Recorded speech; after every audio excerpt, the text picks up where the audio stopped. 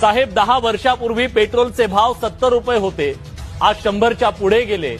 10 वर्षांपूर्वी जे सोनं 26,000 ते 28,000 रुपये होतं, आज 1,14,000च्या पुढे गेलं। तुम्ही कुठलीही वस्तू घ्या, तिच्या किमतीत 30% जास्त वाढ गेल्या 10 वर्षात झाली। नोकरदारांचे पगार वाढले। आमदारांचा पगार 10 वर्षांपूर्वी 50,000 ते 80,000 रुपये प्रति महिना होता, तो आता 1 लाख ते 3 लाखापर्यंत पोहोचला।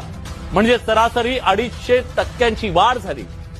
पण शेतकऱ्यांची काय अवस्था आहे? 10 वर्षापूर्वी ज्या कांद्याला सरासरी 25 रुपये किलोचा दर होता, त्याचा भाव आज 10 रुपये किलो झालाय। सोयाबीन 10 वर्षांपूर्वी 4,000 ते 4,500 रुपये क्विंटल होतं, त्याचे भाव आजही तेच आहेत। साहेब, ही परिस्थिती फक्त शेतकऱ्यांच्याच बाबतीत का?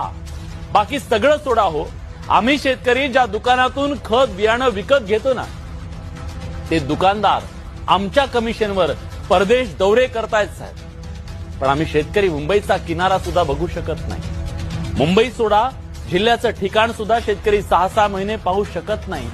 इथल्या शेतकऱ्याची आर्थिक परिस्थिती आहे।